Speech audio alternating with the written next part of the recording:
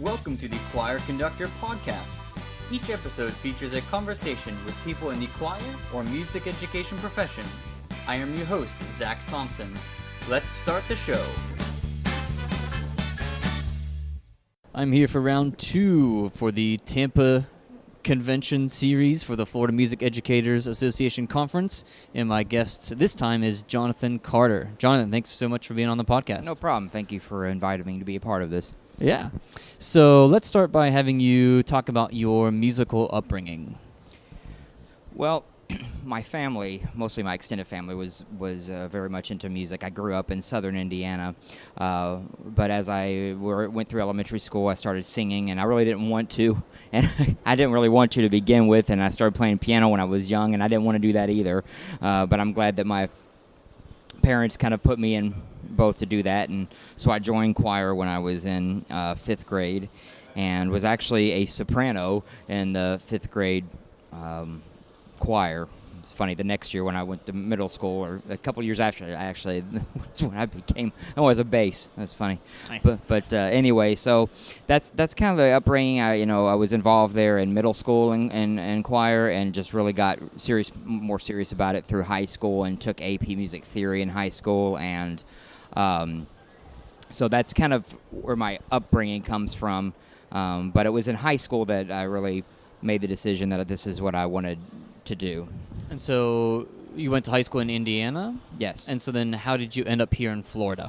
Well, my church that I was from in Indiana was a Church of God. It's more really non-denominational, but it was a Church of God, which is out of Anderson, Indiana, affiliation, and they were part of Anderson University, and Anderson University had Warner University down here. So I actually transferred. I went to the University of Louisville in Kentucky for 2 years, and then transferred down to Florida. So I knew the school at Warner. I knew the school through my church, and so I came down and did an interview with faculty and so on and so forth, and that's how I ended up here. Yeah, wow. So, Louisville, Kentucky.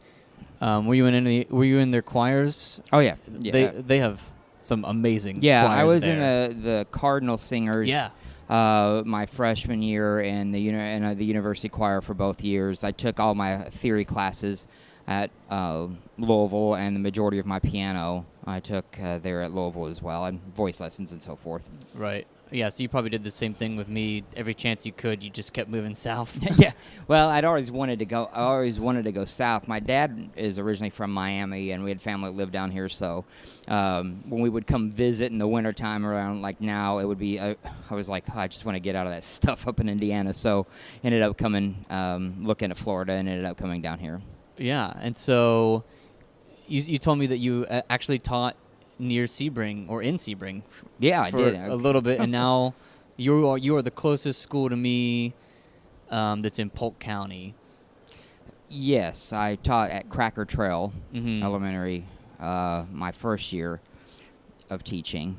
And the thing was, I didn't want to teach elementary school. Right. But it was one of those things where I got interviewed over the phone in August about during the teacher work week. And during the teacher work week, I got hired. And so I was like, well, I guess I'm going to teach elementary school. I was taken over for, her name's Esther, who's a director there. She was out on sick leave. So I knew it was only going to be a year that I was going to be there. But I will tell you this, that really did help me through my career, and to start at that level. So yeah, I did that. It took me about a little under an hour to get to work every day. Oh wow. Yeah, and I mean, so many people, especially that are in college, they're like, I am going to be a high school choir teacher, or I am going to be a high school band teacher. Yes. Maybe you might not be from right off the beginning, unless you're willing to move anywhere. If you're like location bound, you might be teaching something else, and that might end up being good for you. Oh yeah, absolutely. Yeah, I've had students I've ran into, college students and younger teachers now that I know that had an idea that I'm going to teach high school. This is what I want to do, and I'm going to do it, because that's the way that I was, Right. And I interviewed for high schools and middle school positions, and nothing just was coming available. And so you got to learn that high school's a hard position to get. Sometimes you got to work your way up, and honestly, the first year I taught by teaching elementary school, and then I taught at Dundee Ridge Middle School, which is now Dundee Ridge Academy, but I taught at Dundee Ridge Middle School for 3 years. I mean, those help. I think they help prepare me, in many ways, to go into the high school level. And I'm happy for all the experiences that I've had, good and bad, that have really shaped my career. Yeah, sure. And so now let's have you talk about the choir program at your current high school. Okay. So like Okay. different choirs you have and things like All that. right. Well, I've got 3 high school choirs and 1 middle school choir. I've got at the middle school, of course, I have middle school chorus, which is a non-auditioned choir for the middle school, any kid that wants to sing in middle school level. And then in the high school, I have 2 auditioned choirs and 1 beginning chorus. The 2 auditioned choirs are the women's choir and my chamber singers. They're audition, and mostly older students. So that's the layout that I have of what I do, and I also teach piano as well. Do you want to know about what we've done, or yeah? What I want to know is, what is your audition experience like to get into chamber singers? I'm always interested to hear what different people do to get for their top ensembles. It's not a complicated process. I test the kids' ability to. Well, first off, I want to know. I feel like I believe that going into chamber singers, you need to have experience, obviously, unless you come with some, something else that really brings you out. Most of the time, you have to have experience with being in my choir, or at least in another choir. You need to. I want the kids to understand about discipline. They have to have good discipline. They have to understand that they are going to be working. We had 11 or 12 performances within a 7-week span. Yeah. And we went to Washington, D.C. Yeah, I saw there was an article in the paper about it. Yeah, it was a really nice article. We performed at the cool. White House on November 30th. Wow. So was that November 29th, whatever that Friday was. Right. But nonetheless, what I do is I want the kids to they obviously have to sing on pitch. I mean, that's something I test their ability to hear pitch. I test their ability to hear and recognize, play a little melody or something on the piano, and they have to be able to sing it back to me. They have to be able to sing a cappella in tune. So these are things, because the majority of the music that we do in chamber singers is a cappella music. So that's kind of the process that I have for that. So tell me about the experience of going to the White House and singing there. What was that like? Well, the first thing was when this past summer, a parent sent me a text message. He told me, he said, hey, follow this link and see if you're interested. And I followed the link, and it was First Lady Melania Trump was asking for, as part of the White House's holiday decoration ceremonies they have go on at the White House. They were opening it up for choirs and bands and orchestras to audition to come perform in the East Room of the White House. So I said, okay, and my wife said to me, she's like, why don't you give it a shot? I was like, all right, and that's what I looked at. I was like, I'll give it a shot. So I signed up, and I sent a video in, and after a couple months, I hadn't really forgotten about it, but I kind of was like, okay, we probably didn't get accepted.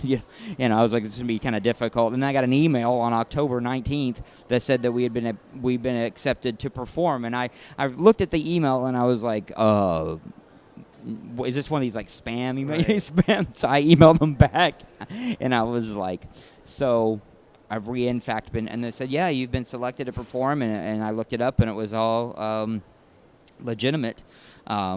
To go perform, and we had people work on it. Beth Cummings, our supervisor for our district, helped to get us to go. We were able to secure a grant of $20,000 to pay for the trip. That's huge. Yeah, to pay for it paid for the flight, it paid for the hotel. We were able to pay for we paid for a meal after the White House performance. So I mean, we were able to come together quickly. Took 50 students up there to go perform, and it was an amazing experience. And just going into the White House, going through the security and walking through there, and they're taking you right up to the east room of the White House and performing there, and being in the same room where the presidents have stood, where throughout time, you're in the backdrop. We had the picture of George Washington, the original portrait that was in the White House, before it was burned down in the early 1800s, and the picture of Teddy Roosevelt in the background. I mean, just a really cool experience, and to be able to do that. Yeah, I was gonna say that's such a short turnaround. Like, oh yeah, less than 2 months. It was not even. It was October 19th. I got an email, and we left on November 29th or 28th. One of those days. It's like 1 month. Oh yeah, that's incredible. And I didn't know that if we were gonna. When I saw that email, I wasn't. I didn't know. I was like, I'm sitting there thinking, how are we going to pull this off? I mean, we had gone to New York to perform a year and a half prior to that, and that took 6 to 7 months to get together. So I was thinking, I don't know if this is going to work out, but everybody from our principal to our secretary to Beth Cummings to people at our district office to the State Department of Education was working on it to make it happen, and they really came through, and they did, and I can't thank them enough for that. That's amazing. I have to bring it up. Was there anything you kind of said, if there was any kind of political tension either among the students, or how did you handle kind of the delicate balance from that? Well, I really just, what I did is I thought that it might happen. I mean, my students are, I don't know how to describe my students. They kind of take on students take on the personality of the director, right. So I can talk pretty openly with them. Yeah. And most of them, they are on varying sides of the political spectrum, just as directors are. Right. And I had to explain to them that whether they like Trump as president or whether they don't like, the point is that you're performing in the White House. Right. Okay. And it's an amazing opportunity that you probably will never get in the rest of your life. So every kid, we were only able to take up to 50 students. That's all they could fit into that room. So I auditioned and took 50. We have about 63 in the whole high school program. So I took about 50 kids, and I did have some alumni that went with us too. Oh, that's cool. That alum from the school that went with us to perform, which was really cool.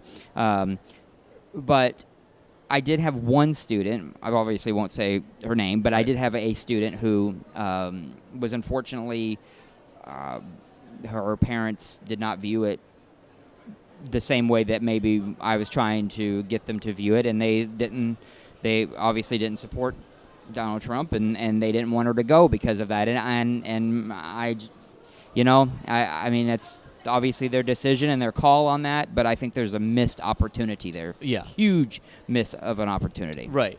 Yeah, I mean, you're going to sing at the White House, you're not going to sing specifically for that president. There's going to be other presidents after him. There's been many presidents before, and that's good that, the vast majority were able to set aside whatever their beliefs are and just to go to Washington, D.C. How many people from Florida get to go there? Well, we went to, they've got to visit the museums, and we had a tour of the Capitol building. The students got to meet with our Congressman, Darren Soto, and talk with him. they got to see the room. I mean, just there's so many things. Some of the students were able to go see the Declaration of Independence, under glass, and so it was a whole learning experience. Yeah. We were there for 5 days and 4 nights, so they were able to. I mean, it just was a great experience. Yeah, that's fantastic. So, whenever you were in college or even before, was there a moment that you said or decided or knew that I'm going to dedicate my life to music? Yes. I can actually pretty much pinpoint the moment. It was in, I would say, I think it's June of 2000. June of 2000 was, June 1999, I believe. Anyway, what it was is I was a freshman in my high school choral program, and I was getting ready to go into the a cappella choir at Floyd Central. That's where I went to high school. And they were going to take a trip to Austria and go perform on this tour. Go to, we went to Salzburg and Graz, and we went to Munich, Germany, and went Innsbruck, and just all these different places. We sang in some of the cathedrals, even the cathedrals where the Vienna Boys Choir sings. We performed in there. Nice. And after listening to the music and what we performed, I was like, this is just amazing. This is what I want to do. And it was at that moment when I said, this way. And I called my high school director that summer, and I said, hey, do you think there's any way that I could that I could accompany one of the choirs on the piano or come help, or maybe you can teach me how to do some directing or something? And she was like, yeah. So I actually ended up doing an internship. You could be a student intern throughout high school, like as a sophomore, junior, and senior. And so I was a student intern in the women's choir at my high school. And she would let me choose a piece each year, a couple pieces to direct, and she would teach me what to do. I mean, her name is Angela Hampton. And she's just an absolutely fantastic. She's the one that inspired me to go into music, and I still talk to her to this day, and she's just amazing. Yeah, that's great, and that's very generous of her to give up her time even her to give up her ensembles to a student. And yeah, that's a lot of people have told me that it's from being in choir or being in band and traveling somewhere. It's often those things get them to realize that this is bigger than just yourself, really. Oh yeah, well that's think about we went to New York, and we went to Washington, and I knew by going on those trips the impact that has on students. I mean, even the trips to Tampa here, for Allstate. I had a student a few years ago who is now at the conference as a music education major in college, and 2 years ago she was an Allstate student, and she couldn't decide what she wanted to do. And I talked with her as we walked back to her hotel, and I said, well, what do you want to do? She's trying to decide between nursing and music. I said, well, what do you enjoy doing? What do you enjoy doing and know that you could get paid for and have a career in? She's like, well, I really do love music, and she made that decision right then to do that, and now she's here as a music education major. Wow, that's the cool. Experiences really do happen, and you don't have to be a huge school to do that. We're the smallest high school in Polk County out of 17 schools, so you don't have to be some massive school to go travel or to have experiences or things that impact your life. Right. Yeah. It just takes getting community involved and the parents, and if you have a good quality program, they're more than willing to give back for all the time that you've spent. Correct. Yes. Yeah. That's great. What advice would you give your younger self? I mean, we're both somewhat young as it is, but I'm sure you can think back maybe even high school, college time.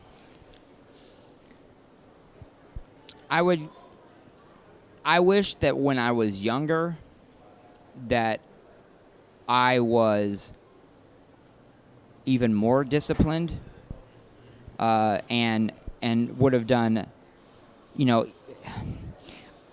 there's parts, I enjoyed being a part of different things. I did music. I play golf too, and I love sports and that kind of stuff. So I enjoy doing, and when I hung out with my friends and stuff like that when I was in high school as well.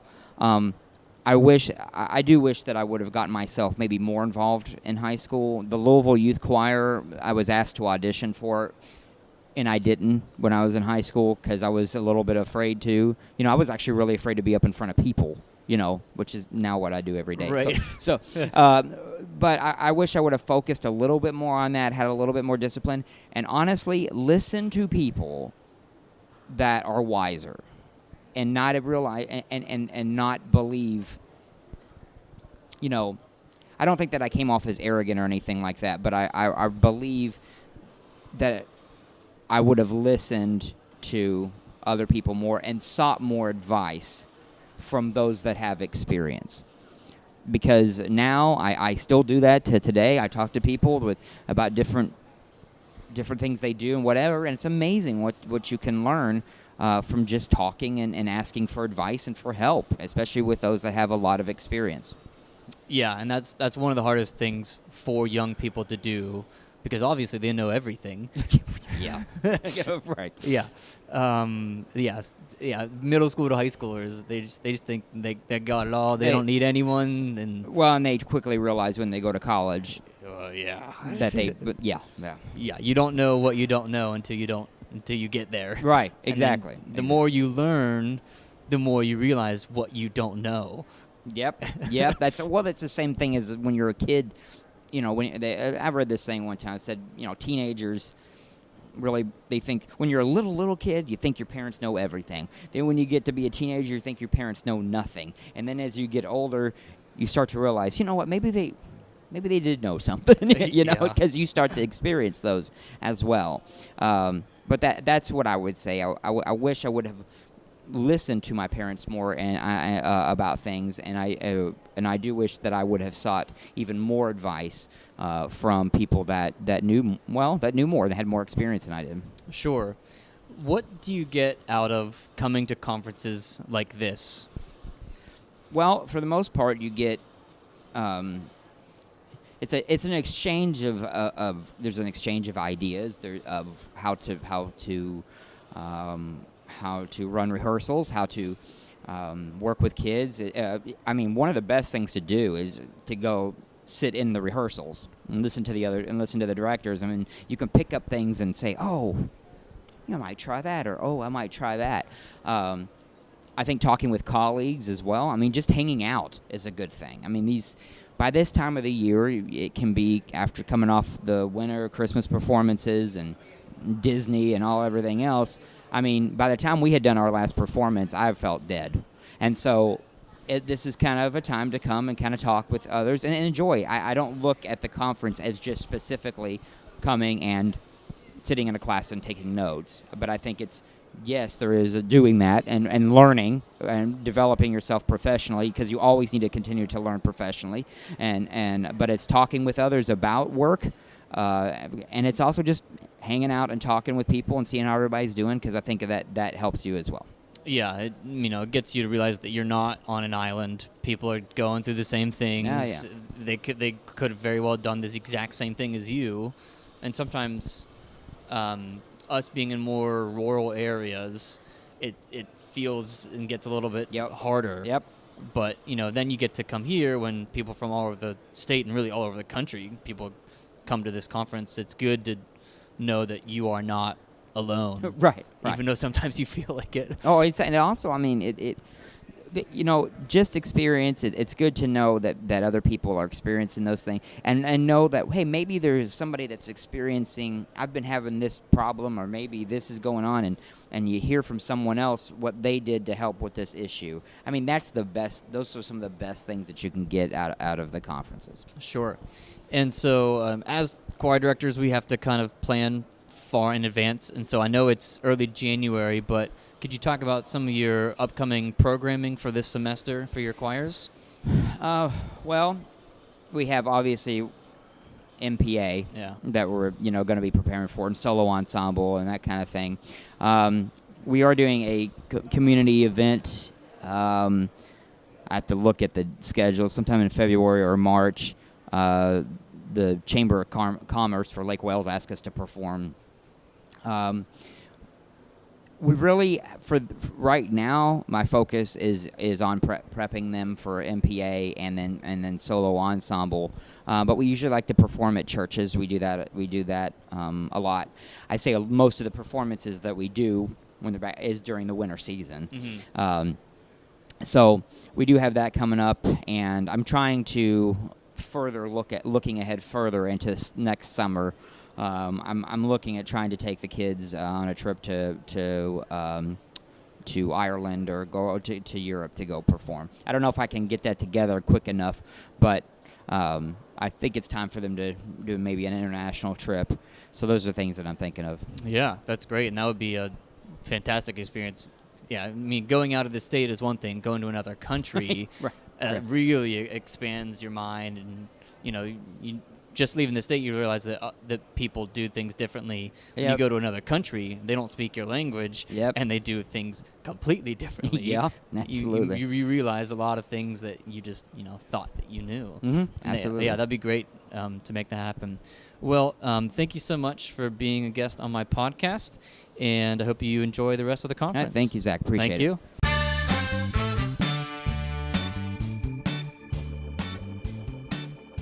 Thank you for listening to the Choir Conductor podcast. Please subscribe to our podcast on iTunes and leave a review. Go to zackthompsonmusic.weebly.com for show notes, an archive of podcast episodes, and free compositions. Have a great week.